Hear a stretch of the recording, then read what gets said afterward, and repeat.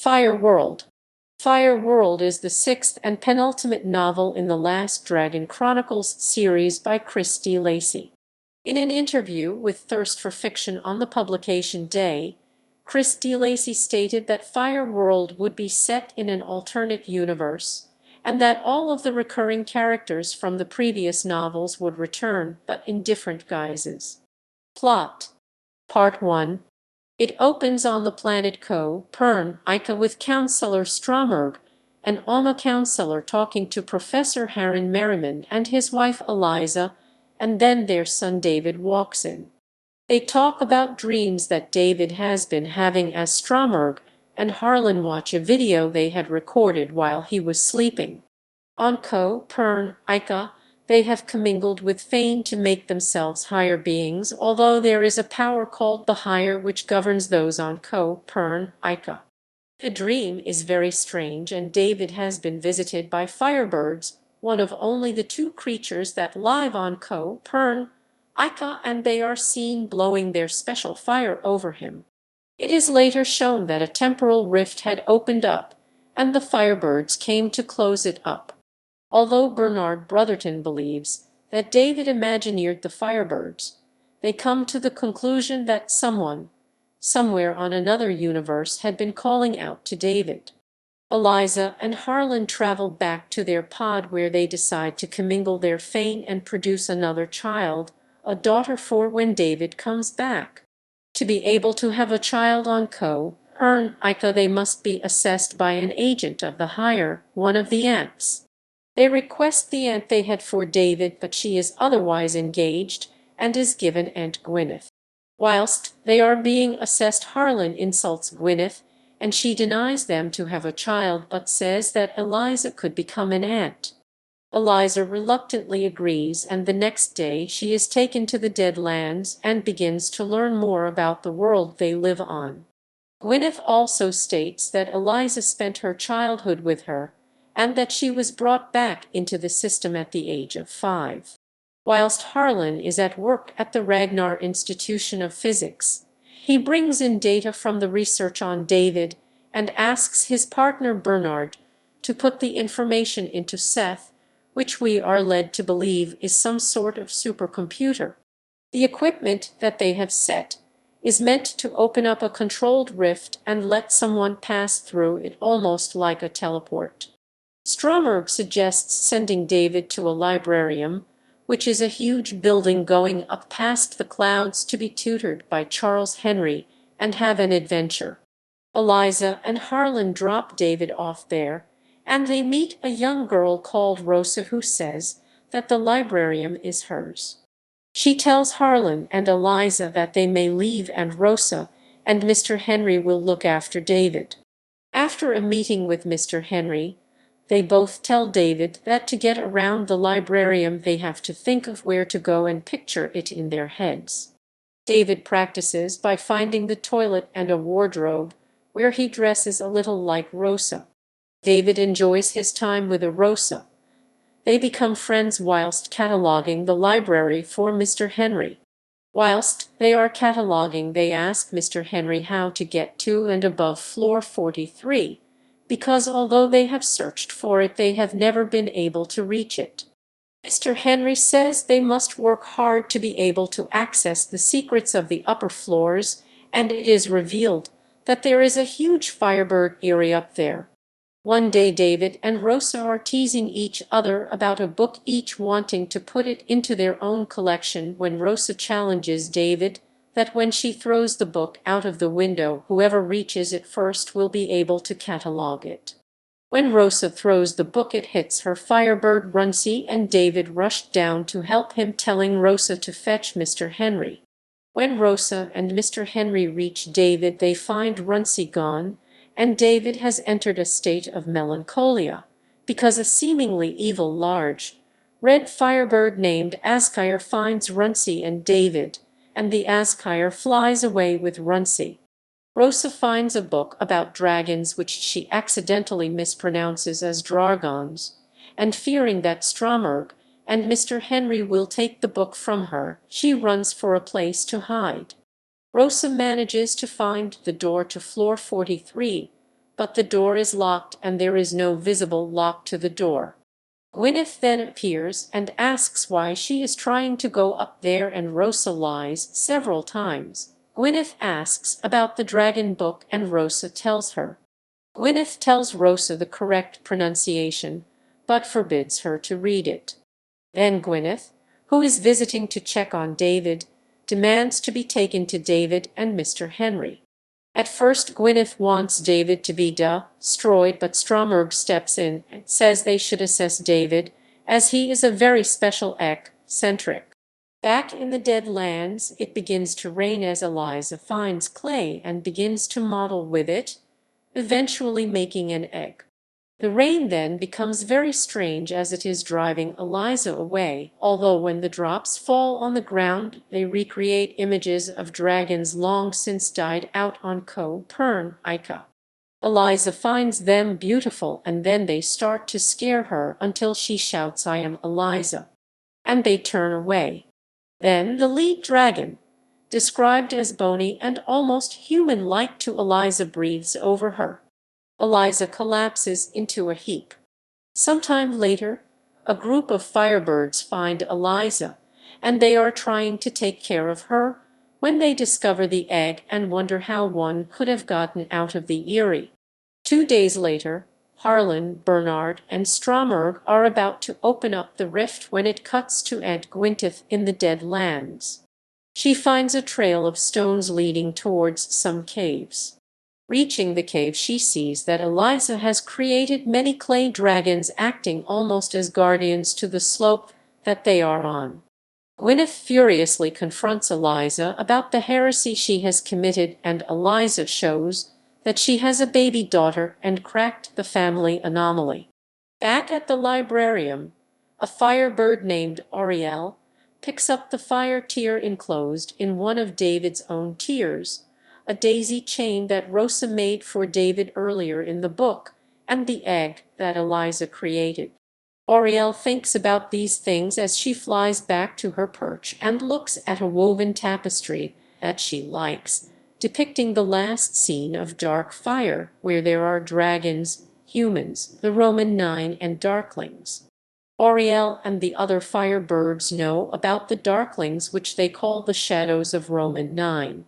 The tapestry is apparently named Icefire. As Oriel is thinking about all of this, another Firebird comes along and warns them that a portal is opening somewhere and they need to be there. Rosa and Henry and the whole of Copernica feel the rift opening.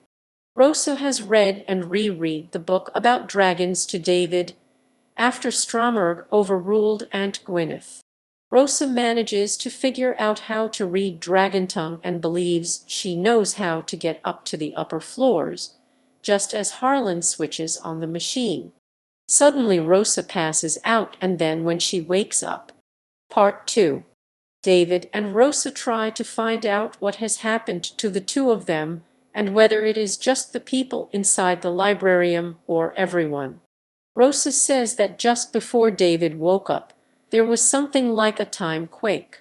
They talk for a while before traveling to the door, and Rosa tries and fails to open the door.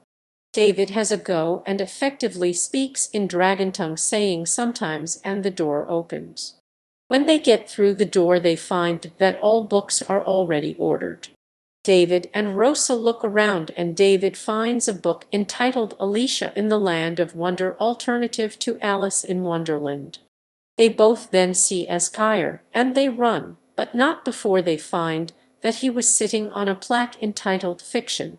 David tells Rosa to go and find Mr. Henry, which she does, and David runs off down the corridors of shelves until he gets cornered by Esquire. Fearing that he will have to throw books at it, he prepares to do so, picking up a Stephen King novel. But Esquire does not attack David, and instead looks at him puzzled. David takes the opportunity and walks away, and commingles with the book's Alma. David leaves the floor and goes to Mr. Henry's office, where Rosa is kneeling on the floor, and discovers that Mr. Henry is now dead.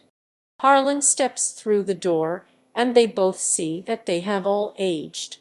Harlan says that when he started his experiment, everyone connected to it aged, and Mr. Henry obviously died because of aging. The experiment failed, and Harlan was devastated by what he had done. Knowing that he will be arrested and taken away by movers, he gives David a micro pen that he says has all the relevant information that he needs. The movers come in. They assess Mr. Henry and conclude that he died of natural causes. And Gwyneth comes in and they see that she too has aged slightly. Gwyneth sees that Harlan passed David something, and when she demands to see it, David quickly imagineers it into a gold wedding ring and explains his father wanted him to give it back to his mother. She explains that she is taking Harlan away and that Eliza has called for David to be released and brought back, where she and his sister are waiting for him.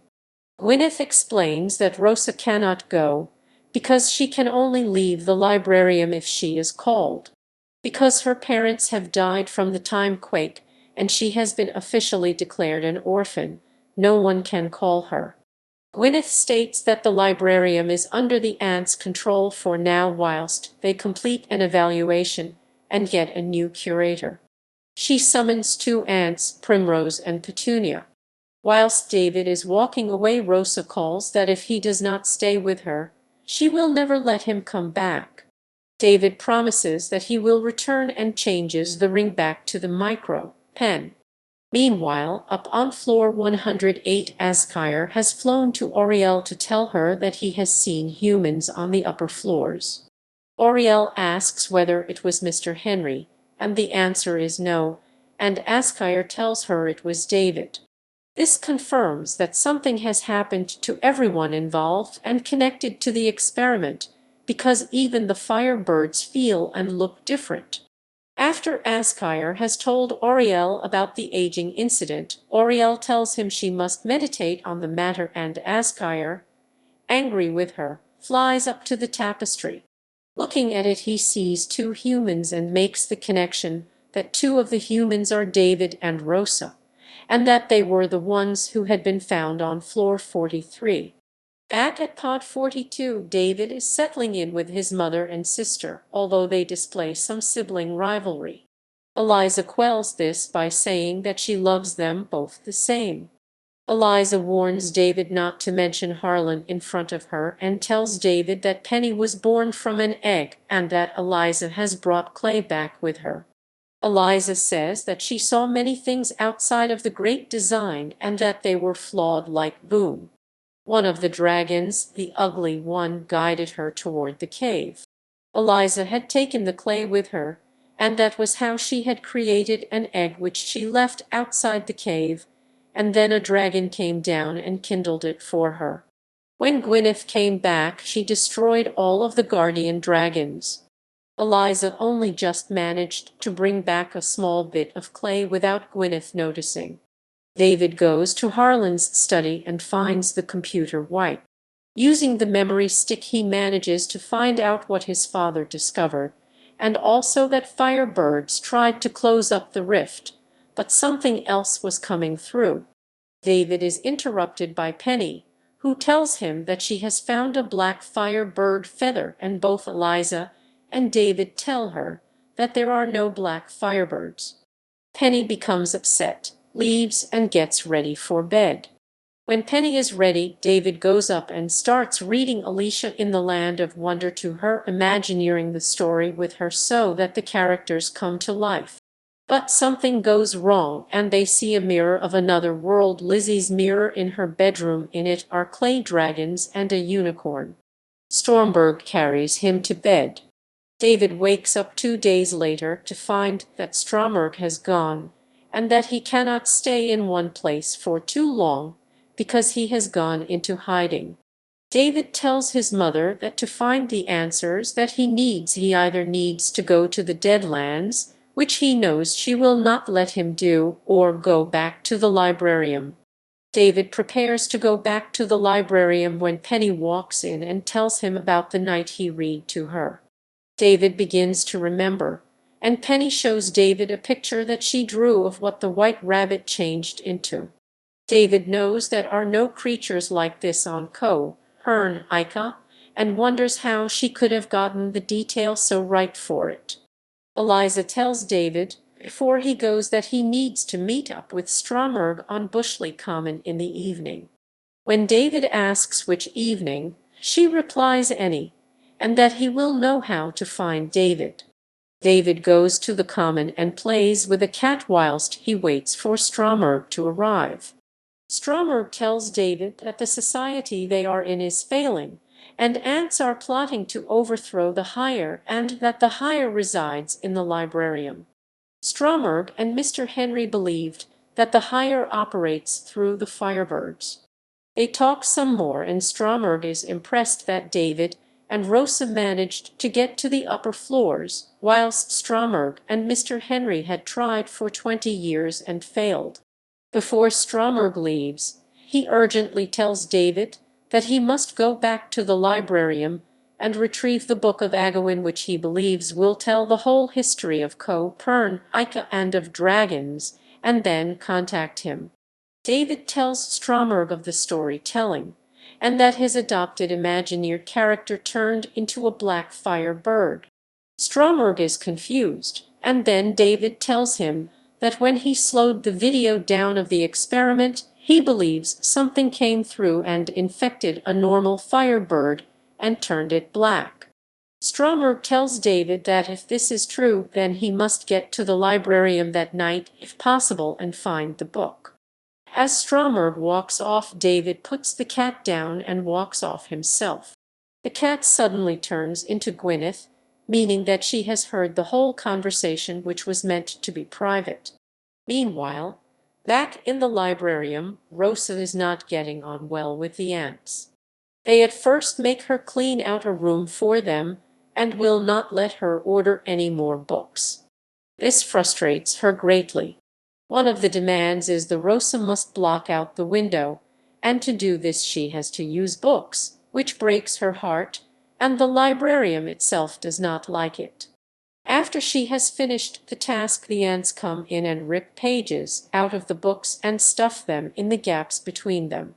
This is too much for Rosa, who leaves running. Rosa wants to return to floor 43, but does not dare because Gwyneth found her easily the previous time. Rosa finds herself missing Mr. Henry.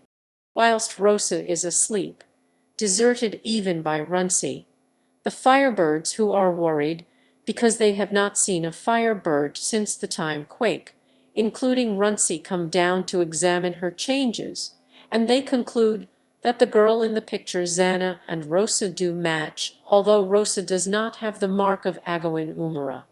Auriel decides it is now time to consult the hire about this situation and flies up over 100 floors to be able to speak to him.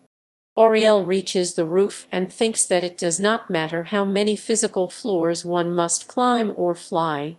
She flies onto a balcony and hears the hire's voice speaking to her.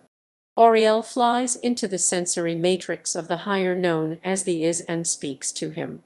The hire calms Auriel down and tells that what will be, and that they allowed the science experiment to take place. The hire also tells her that where there is order in the Eyrie, there is order in the rest of the world. Auriel asks about the ice and fire, and the reply is that she always knew it was David, and she knows this is true. Auriel now knows what to do. She must drive out the ants and bring David back so that he may be the new curator, and protect the hire itself. The hire tells her that ice and fire is upon them all. Finally, Auriel tells the hire about the egg that Eliza made, and the hire replies, "Beware of the thread." When she asks what the thread is, the reply is, "The thread is time, and she will come from an egg." Auriel has one final question. It is, what is the hire? And the hire tells her that it is pure fame. The hire tells her that she must become like a piece of bone that she found on the roof, and although she feels upset that her part is over, the hire explains she will be an agent of the universe. Auriel asks to see it, and she sees what Firebirds will become. Not larger birds, not dragons, but they would have paws. Rosa also does not like the situation she is in. The librarium is despondent and desolate, and the ants have locked themselves in their room with a big sign saying, "Keep out." Rosa knows that she needs to find out what is going on and so comes up with a plan. After finding a book about mushrooms because all ants like mushrooms, she makes a mushroom dish that is secretly drugged, and Rosa knocks on the door. 10 minutes later, Rosa gains entry to the room. There is a strange diggy pad on the floor, and she picks up a book, reads the information. Then the pad scans the book and it tells her the book's on a level. Flicking through the book, Rosa is furious and distraught to find that it has been wiped completely. Rosa tells the Firebirds to tie up the ants and wait for them to wake up. When they have woken, Rosa gets one of the Firebirds to torture Primrose's feet, knowing that they will both feel it as they are twins. Rosa questions the ants and finds out the pad is an ALMA scanner, and that they have taken the ALMA from almost every book in the room. Rosa asks if it can be put back, but the energy can only be transferred and Gwyneth is the one who knows what she is going to do with it. They confirm that once the ALMA has been harnessed, the ants will attempt to take over Hern, Ica. The ants distract Rosa by imagineering David, and thus enabling them to break free. One ant manages to accidentally brand Rosa with the mark of Agawin. They then create a fire, which the 3 Firebirds present cannot put out on their own, and Ariel tells Alurin to go and get the other Firebirds who are already aware that the building is on fire. The ants manage to get the diggy pad by using their feint to catch it when Rosa throws it at the bed which is burning. When they switch it on, it releases the ALMA into the room, and there is nothing they can do, and the ants run. The released ALMA travels into Rosa through the mark of Agawin or Umara. On the window sill, Aubrey appears, the one who is the black Firebird, and the other Firebirds are pleased to see her but puzzled as to her color and the blood around her neck. More Firebirds arrive and manage to put out the fire. Then suddenly David climbs through the window to take control of the librarium. Part 3. Harlan and Bernard are being taken to the Dead Lands where they know their feint will not work. The two of them wonder how they are going to survive once they have been dropped off. They watch the taxi disappear and then check their surroundings. They believe they can see lights in the distance, and sure enough 6 people reach them holding lights. One of the men introduces themselves as Matthew Leffar and explains that he was brought to the Dead Lands because he asked too many questions in the wrong places. The men give them clothes, and they decide to travel to the Isle of Alavin, where there is a settlement of 22 people, including Harlan and Bernard. Whilst they walk, Harlan and Matthew talk, and Harlan believes. After some time, they manage to reach a hill, and looking over it they see the Isle of Alavin. Matthew explains that this was where they believed Agawin used to reside. The group see a Firebird flying overhead, and many people race to catch it, and Harlan goes with them to see what will happen. An old man, Roderick, is told to take Bernard back to the settlement. Bernard believes that the men are going to kill the Firebird. However, he manages to catch it when it flies to him, and Matthew tells him to put it onto the ground and turn its head away. The Firebird then cries its fire tear, and a field of corn grows in its spot. Matthew congratulates Bernard and says that the field will be called Bernard's Field. The whole party then goes back to the settlement where they settle in. Harlan and Bernard know that life will be hard outside the controlled central, but believe they can get along. Learn that Firebirds have brought them a great many gifts, including cooking utensils and crops. Matthew tells them that there will be a big meeting for everyone to get to know each other. After the meeting, Harlan asks about the tower up on the crest of Alavin and wants to journey up to it. Matthew agrees to take him and Bernard up to it, although warns that many of the tribes have gone mad since returning from the tower. The journey is uneventful up until the point near the crest, when Harlan is taken over and is told to be wary of the shadow of the Roman 9. Harlan is then thrown down and the rest of the party wonder what happened to him, as they help him into the building. Harlan tells them about what happened, and says that the dragon's name was Gawain, but they say they cannot see Gawain, so reviled he is a wandering spirit. They move to the central dais where there is a carving of a winged man, and they manage to get the creator to show itself, appearing as a talon like the one in Firestar.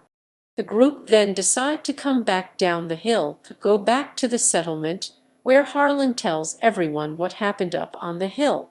He shows everyone the creator, and then a darkling shows up and demands the creator from Harlan, who at first denies it, but when he begins to fight it, Harlan drops it accidentally, and the darkling takes it off of him and flies back to Ica Central. Harlan reveals that he wrote Icefire on the sheet of paper that Leffar gave him and believes that it is what brought the darkling upon them. The man who went up the hill with him is called Combe Fellows, and Harlan asks him how to destroy the movers, and he tells him that it is water. Harlan then comes up with a plan to get everyone back to Ica so that he can protect David by turning the Tower of Agawin into a massive beacon. Many of the group are skeptical and believe that the movers will not come, but agree to go along with the plan anyway. Meanwhile, the Darkling travels back to Ica and sees the fire in the Librarium. Landing on the windowsill, the Darkling prepares to take over Auriel's body, but then gets seen and the Firebirds question whether it is really Aubrey. The Darkling flies up a few more floors to an abandoned level and prepares to wait another day before getting a new body. On this floor Gwyneth appears. She's still furious at Petunia and Primrose for their incompetence, sees the Darkling, then manages to capture it. She takes the creator and knows it is from a dragon. Gwyneth talks to the Darkling and agrees to commingle with it.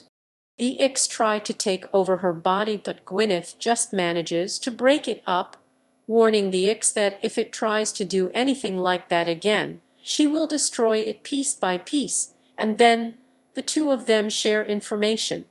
The Ix tells her that they are all part of something, and that 3 worlds are connected: Kai, Mira, Ica, and a low-plane world where Icefire is taking place. Gwyneth asks what planet Icefire world is called, and the answer is Earth. Part 4. Gwyneth continues to interrogate the Ix while attempting to resist their attempts at a full control over her body, which she suppresses. The Ix share information about her concerning David Merriman. The Ix explain that David can alternate his alma through the 3 planes Ica, Kai, Mira, and Earth. In basic words, he lives an alternate reality on Earth different from on Ica. In the conversation, the Ix also explained to her about the power of the claw she took from the Ix, saying it acts as a creator that, as known from the previous novels, manipulates dark matter. It has the great power to bring upon whatever is written by the user. This proves true when Harlan managed to call upon the black Firebird possessed by the Ix by simply writing Ice and Fear. The Ix also reveal that there are connections across the planes, one being a squirrel, presumably Conquer from the previous novels. The Ix then tell of Gwyneth being a connection as well to Gwylana, who died in the previous novel before the Battle of Ice and Fear. Shortly afterward, Eliza and Penny come to visit David and Rosa in the Librarium. Gwyneth is then caged up by an imaginary cage when she starts to act unruly to their presence. After they are introduced to each other, Eliza pulls out a clay dragon that has a pencil and a pad to show to them. They commingle to bring it to life. The dragon comes to life and starts to write something on his pad. Before he is finished, though a time rift suddenly appears and the X within Gwyneth, still posing as a cat, come to attack and attempt to kill David. David defends himself by somehow transforming into a bear, where he attacks and defeats the X colony, seals the rift. After everyone settles themselves, afterwards Oriel, the cream-colored Firebird, upon seeing the dragon on the table, sees between it and the dragon that is on the tapestry on floor 108 of the Librarium. Oriel urgently tells David and Rosa to follow her with the clay dragon to floor 108. Rosa is reluctant to bring David's sister Penny along with them, but she ends up tagging along. This leaves Eliza with a very bitter Aunt Gwyneth to guard. Having nothing else better to do, Gwyneth starts up a conversation with Eliza. Gwyneth tries to convince her to look at the book that David was looking at on the way out of the room, and at the same time try to convince her to release her from her cage. Eventually Eliza does look at the book David went to and reveals that David was trying to look up what the clay dragon was trying to spell before the Ix attacked him. It is revealed to be the dragon's name, Gadzooks. Gwyneth also reveals that she is Eliza's mother. She explains to her that her father was the almighty Agawin himself. However, Gwyneth has no idea what has happened to him even up to when she was brought into Aunthood. During Aunthood, Eliza was later discovered to be eccentric, but her Aunt Superior took pity on her and decided to put Eliza into stasis util. It was time for Gwyneth to claim her. But that unfortunately never came, and Gwyneth realized she would not need a mother, so she decided to have her introduced into Copernica as an orphan child. She would be simply watched over by Gwyneth. This explains why Eliza could not recall her memories of childhood clearly when asked to by Aunt Gwyneth. Gwyneth tries and tries to convince Eliza to free her. She also explains to her briefly about the dragon claw she found off of the Ix, saying that she must go and claim it. She apparently hid it somehow without the Ix being aware. After a while she finally gets Eliza to open the cage and release her despite David's warnings not to listen to her. Meanwhile, David and Rosa continue to climb up the floors of the Librarium, making their way towards floor 108. Rosa sees the remains of the egg being guarded on the floor, having already hatched. David is quick to try to get downstairs, fearing for Penny and Eliza's safety from whatever hatched from the egg. However, Rosa manages to convince David to stay on the floor long enough for them to find the tapestry on the large table in the room. David looks closely at the dragon's notepad in the tapestry using a telescope. He finds on the notepad the 3-line mark of Umara and a faint word written on it saying sometimes. This is apparently referring to Gadzooks writing the word during the finale of Dark Fire when everyone disappears in the end. They then turn their attention towards the Book of Agawin, which has somehow found its way to floor 108. David was sent by Stromberg to read the book cover to find out more secrets, possibly pointing towards the Librarium. The book is apparently split into several sections: the Flight of Gideon, the Battle of Isenfear, the Isle of Alavin, and the Ark of Copernica. Eventually David and Rosa decide to proceed to the lower floors. They are then separated when the Librarium starts to undergo a strange transformation. All the books and everything on all the floors of the Librarium start to transform into and become consumed by woodlands, trees, and vines that start to warp their way around the entire Librarium. In the process, Rosa encounters a white horse. Its name is Terrafon. The reason for the transformation is revealed in the next chapter. While Rosa and David were up in floor 108, Penny is struggling to find the right book for herself down in floor 43. She catches a raindrop outside through the window while it is raining.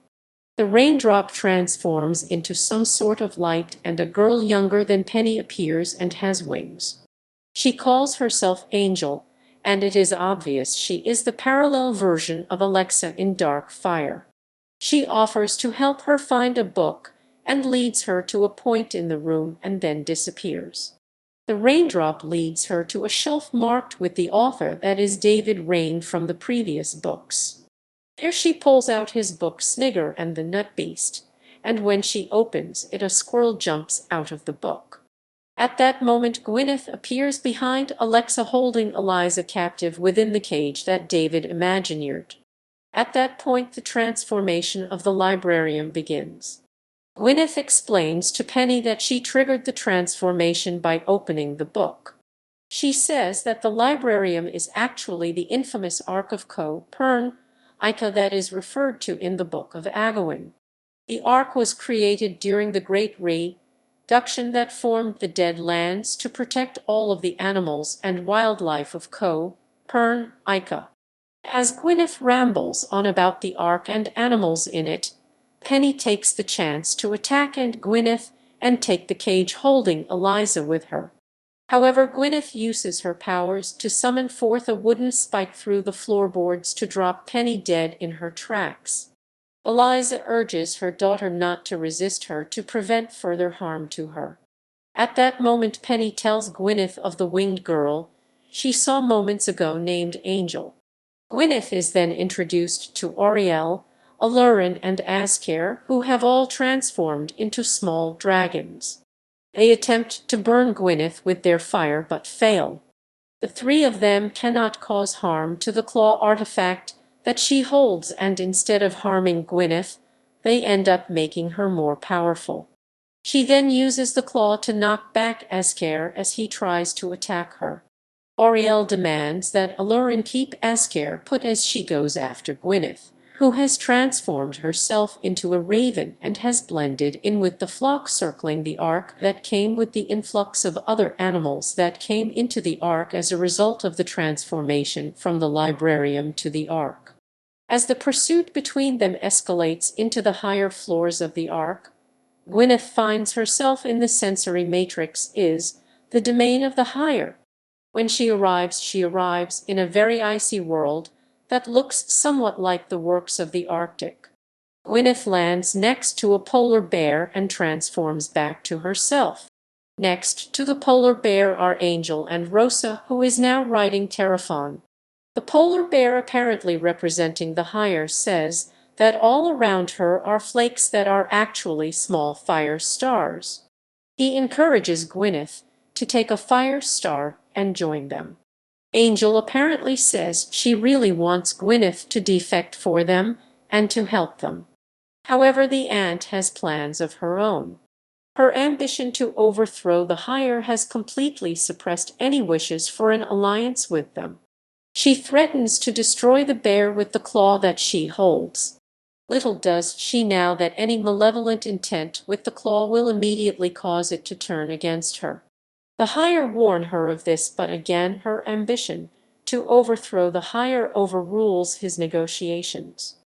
As Gwyneth is about to strike, the claw indeed turns against her and throws her off of it into the ocean below. The ocean has formed as a result of the excessive raining that has caused a flood and then an ocean.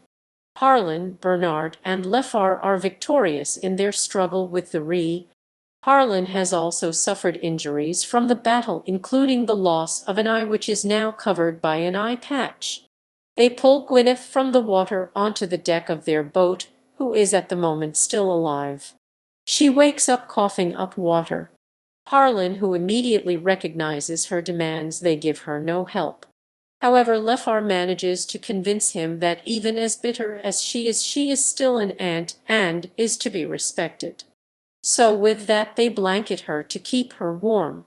In her dying breaths she says, "My bow die is broken, but my will," revealing the fact she is indeed dying but has no intention of doing down in defeat just yet.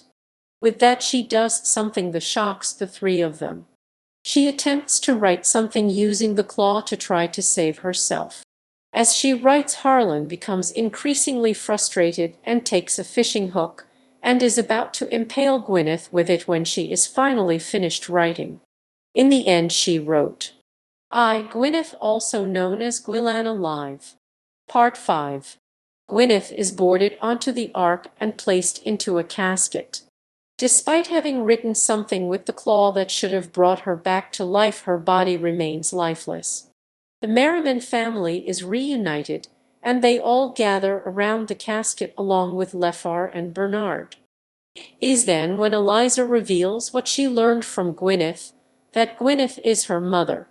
At that point Rosa walks in and is not pleased of seeing Gwyneth in the casket, and demands that she be removed from the Ark. When she is told that Gwyneth may be still alive due to what she wrote on the boat with the claw before she died, Rosa proceeds to ensure her death by attempting to drive a wooden stake through her. David manages to stop her, and Eliza explains that despite all the bad she has done, she is still her mother and wishes for her body to stay on the Ark. Before leaving the area with Gwyneth's casket, Harlan hands over the claw that he took from Gwyneth to David and tells David to meet him at the casket alone at some point to discuss a few things. Later on, Rosa pulls David aside and has a private conversation with him. She claims that the tapestry up on floor 108 is gone. It has somehow vanished when the Librarium was slowly transforming into the Ark of Ica. Besides the loss of the tapestry, everything seems to be doing just fine in the Ark. Leffar starts helping Bernard satisfy his curiosity about the bees that colonized after the Ark came to be, and everything seems to be doing just fine. Later on, David goes to his meeting with Harlan. On his way, he bumps into Angel, who asks her to read her a part of the story Snigger and the Nut Beast. He does so, but before he can read more, she gives him some sort of talisman, possibly similar to the one that transforms into Groin in the previous novels, and then says she has to go. He thanks her for giving him the talisman and proceeds to meet with Harlan for their scheduled private meeting at Gwyneth's casket. It is also revealed, if not no earlier in the novel, that David and Rosa are the parents of Angel. She hatched from the egg in floor 108, guarded by the Firebirds, when they found it in the Dead Lands. It apparently fused with the chain of daisies that Rosa made for David before the time rift from Harlan's experiment, and the tear that David shed when he saw the wounded Runcie. David arrives at the floor of the Ark where his father Harlan is waiting for him. They take a moment to examine Gwyneth's body and to discuss the strangeness of her state. Harlan and David both agree it is strange that when Gwyneth wrote what she wrote on the ship, that she is still in this condition. If the claw's purpose served true, it would have brought Gwyneth back to life. They debate that this could possibly be because she might not have had her intent in check when she wrote, so that's why it may not have worked. Then David proposes that due to the time nexus has somehow delayed the effects. Later on, after the scheduled meeting at Gwyneth's body, at some point Harlan and David meet on the outside deck. At this point, the large ship, that is the Ark, is setting course towards land. It is here when in great detail Harlan explains to David of the battle in the Dead Lands between him, Bernard, Leffar, and the rest of his tribe against the Removers. They were victorious, as Harlan explains his story. However, Abbot Hugo had to sacrifice himself when a Remover sunken in the marshes of the battlefield stuck its hand out in front of Harlan holding a bomb.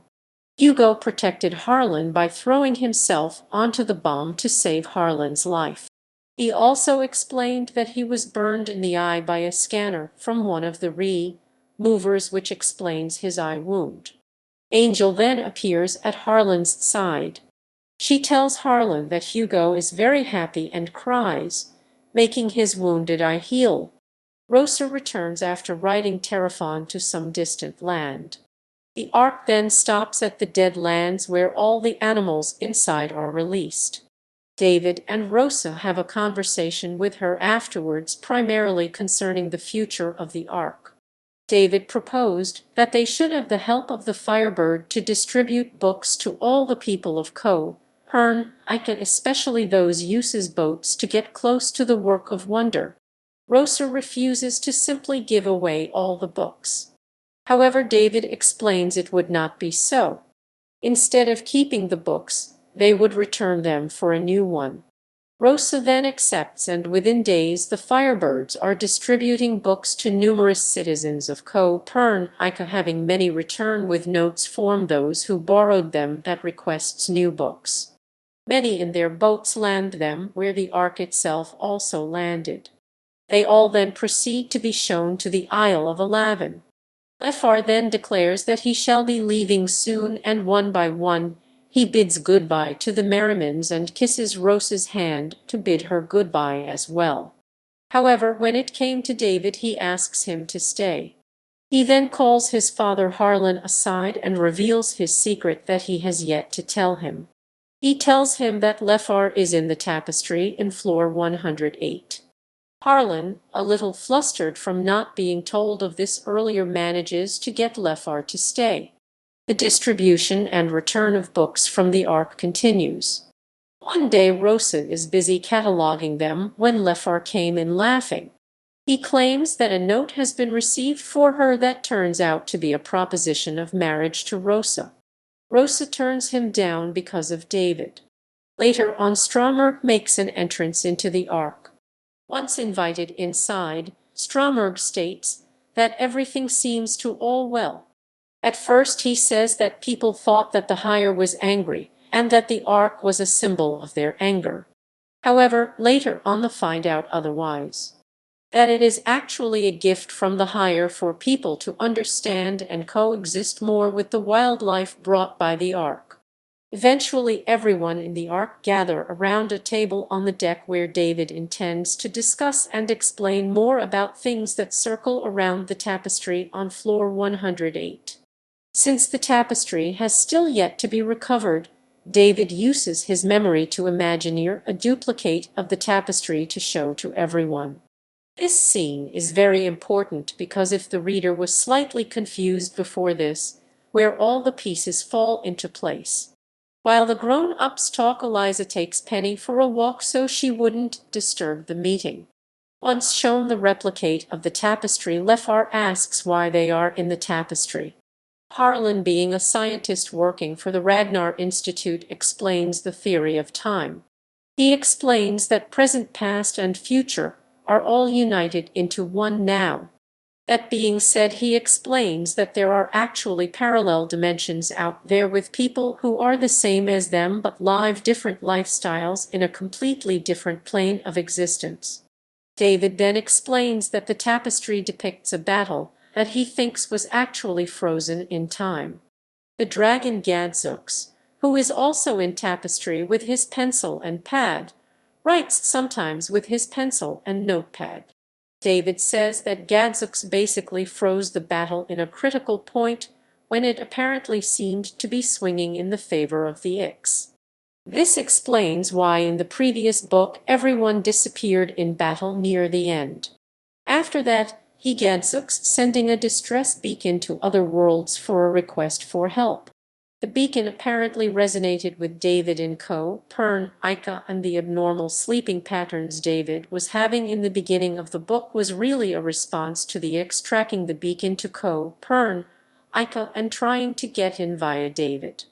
David also explains that there is a possibility that the Ix had a bigger ambition than to control the time nexus that they would use to unfreeze the battle. He explains that he believes that he is actually destined to go to the aid of those in the battle depicted in the tapestry, and that is most likely why the Ix want him dead. Harlan then brings up an interesting point. Gwyneth actually wrote the name Gwileno when writing herself back to life using the claw. The question is then raised of how Gwyneth would have known her name on the other world. They then figure out that the Ix actually gave her that information earlier while both were sharing information. As the conversation continues, Rosa then shows up with two Firebirds who have finally recovered the tapestry. To the shock of everyone on the Ark, the tapestry is different than the one that David imagineered to replicate it. It is different in a sense that Gwyneth has apparently appeared on the tapestry. Then there is a shocking revelation. When Gwyneth wrote Gwyneth, also known as Gwylena, live on the boat, the reason she didn't come back to life is because she never intended to come back to life in Pern Ica. Instead, when she wrote herself to life, she ended up surrendering herself to the time nexus and realigns it in the process. She referred to herself by her other name Gwylena when she was writing herself back to life using the claw. Since she referred to the name given to her parallel self on Earth, she was resurrected on Earth. If Gwyneth remained dead in the events of the tapestry, which was the final battle in Dark Fire, the events of the tapestry would be true. However, this is not the case. Since she has brought herself back to life on Earth, she has done so during the events of the tapestry. David and Harlan reveal that this could completely change the events of the tapestry, she were to be present while they occurred. Suddenly, Oriel gets snagged in the tapestry, and as she starts to struggle to move, she starts to pull at the thread on the tapestry, slowly unraveling it. This then causes the picture of Gwyneth and a strange boy to appear on the tapestry and David to slowly move towards the shadow of the X. At the very end of the book, the water around the ark turns to fire. Human/hybrid characters. The Merrimans. David Merriman. The parallel world version of David Rain. At the beginning of the book, he is a patient at the Alma Clinic because he is an eccentric, which means he does not follow the great creation and can use his Imagineering to Imagineer things different from the great design. David later becomes the curator of the Librarium after Mr. Henry dies. David captures Gwyneth and speaks to her eventually, and Gwyneth dies. Whilst coming back down, David finds the Isenfear tapestry has changed and Gwyneth/Gwylena has survived and is on Scuffonbury Hill, smiling. Eliza Merriman. The parallel world version of Elizabeth Penitel. Early on in the book, Eliza is chosen to become an aunt by Gwyneth. She cracks her family anomaly and has the daughter without the help of an aunt. After David leaves to return to the library, she promises to keep reading Alicia in the Land of Wonder to Penny, stating that it will be less trouble and scary. She gets told by Gwyneth that Gwyneth is her mother and that she had all memories of her removed before reinstating her into the world. Eliza joins up with the family in the Ark on the way to the Dead Lands. Penny Merriman. The parallel world version of Lucy Penitel. Penny was born from an egg, much the same way the Penitel women are born in the other world. Penny is the same age as Lucy in the first few Dragon Chronicle books, but her fane has not developed properly because of the time quake. Penny is inquisitive like Lucy, and it is her who changes the Librarium into the Ark. Harlan Merriman. The parallel world version of Arthur Merriman. Harlan is a physicist working at the Ragnar Institute for Physics. He is concerned for his son, and to make sure his son has a normal life, experiments on temporal rifts unauthorized and is taken away to the Dead Lands. There he joins up with the Follows of Agawin and becomes friends with Matthew Leffar. When they travel to the Tower of Avalon, Harlan gets given the CR Eater. Harlan asks a member of the group who used to service the robotic Re-movers how to destroy and attack a Re-mover, and the reply is water. He manages to escape from the Dead Lands with Leffar and rejoins his family upon the Ark. Allies. Rosanna Rosa. The parallel world version of Susanna Zanna Martindale. She is an orphan on this world, because her parents had supposedly hidden her away because her fame was limited and would stunt others from being able to flow. Rosa's parents volunteered to head for the Dead Lands. It is revealed that she has no fame. Rosa hates it when the ants move in and hatches a plan to remove the librarium by torturing them. Angel. The parallel world version of Alexa Martindale, found out when she calls David Daddy. Farin Stromberg.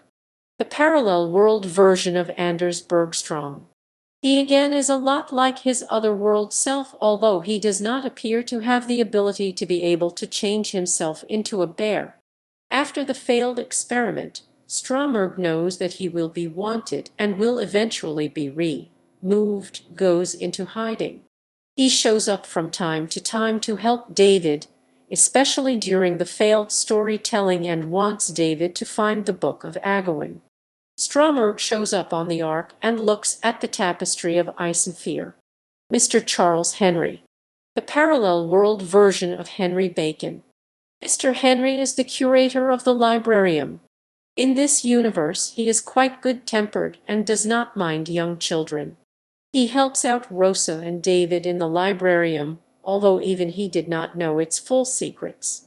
After the time quake, Rosa and David find him dead in his office, and it is later shown that he died of natural causes instead of aging. Bernard Brotherton. The parallel world version of Brother Bernard. Before he is removed from Copernica Central, Bernard was a technician working for Harlan. He helps out with the science experiment that goes wrong.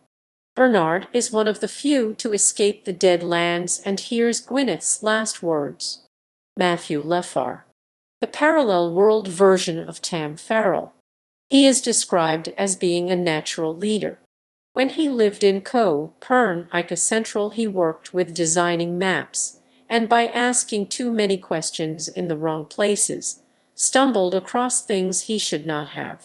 Leffar eventually breaks into a building controlled by the ants, and this gets him removed to near the Isle of Avalon.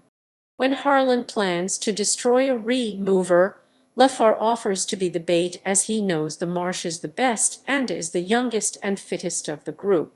After rejoining on the Ark, Leffar finds himself for Rosa and is going to leave the Ark for the Dead Lands when David tells him to stay, and Leffar sees his parallel self in the tapestry. Ants. Aunt Gwyneth. The parallel world version of Gwylana. She is a lot like Gwylana in the other parallel world, evil and always working toward the same goal, although she has a superior motive when she persuades Eliza to become an ant and is actually known as an ant superior. She has many secrets and seems to know many things about Copernica that others do not. Gwyneth manages to catch the darkling that Harlan encounters and takes the eater off of it and agrees to commingle with it. Gwyneth dies after flying up to the top of the Librarium and falling after speaking to David. She tells Bernard some words, saying that she will live on. Nobody knows what this means, but David tells everyone not to worry. After finding the tapestry of ice and fear, they find that the timeline has changed, and that Gwyneth/Gwylana is now on Scuffinbury Hill waving goodbye to everyone. Aunt Agnes. This is the aunt that granted them to have David, and the Merrimans originally request her, but she is busy with another client. Aunt Primrose and Aunt Petunia. They enter the book when Aunt Gwyneth commands them to stay at the Librarium, keep watch over Rosa when David leaves. They are strict, and they command Rosa to block up a window with books. When the books refuse, the two aunts rips out their pages and stuff them in the gaps. They never let Rosa in their office, and when Rosa puts a drug in a mushroom dish to make them sleep, Rosa finds that they are draining the alma of books. Mystical beings. Gadzooks. Gadzooks is David's powerful writing dragon. His power is that he can write the future on his notepad. However, Gadzooks is only mentioned as a minor character and does not use his powers. Eliza makes it for David out of clay, like when Liz makes it for David on Earth. In Fire World, Gadzooks or Zookie is made reading a book instead of a notepad and pencil. Boone. The parallel world version of Bonington. David created Boone purposefully flawed with part of one ear missing like Bonington in the penultimate world. David teases him a lot when he returns home from the Librarium, and Eliza often reprimands him. Terraphon. Terrafon is the parallel version of the mystical unicorn Terramel from Scuffinbury Hill in Dark Fire. Rosa is seen riding her around the Ark. Agawin, a mystical winged creature who once lived on the Isle of Alavin. He is said to know everything about dragons and the tapestry of Insafire. He is briefly seen when Harlan Merriman and Matthew Leffar find the Kriya, torn in the abandoned tower. Firebirds. Firebirds are very mysterious creatures many co-Pern icons have wanted to have one as a pet, and they are generally regarded as a very high being/creature. They have a large eyrie up in the Librarium near the Ice and Fire tapestry. There are a few main firebirds, e.g. Runcie, which is Rosa's almost pet, meaning he follows her, helps her out. However, the name Runcie is just a nickname. The green firebird's real name is Alurin. The other two main firebirds are the red firebird Askire and the cream firebird Oriel, who is the leader of the eyrie. Cats. Cats are the other type of creature that inhabit Pern Ica, and they are a lot like domestic earth cats. There is one exception to their design, and this is when David creates a flawed cat named Boom. Gawain. Harlan encounters Gawain when heading to the Isle of Avalon, but nobody in the tribe was able to see Gawain. Places. Bushley. Bushley is a town on Pern Ica, which is meant to be the parallel world version of Scrubbly in the previous books. The book mentions it has a park, which Stromberg and David go to. The Merriman's house is Pod 24, Crescent Way, which is similar to the Penitals' house, 42, Wayward Crescent. The Deadlands. The Deadlands are barren wastelands outside of modern civilization, and Gwyneth sends Eliza there to train to become an ant. Also, it is where Eliza discovers clay and shape an egg and many small dragons out of it. She is surprised when they come to life and when Penny hatches from the egg. The Deadlands could be the parallel world of Farlow Island. The Librarium.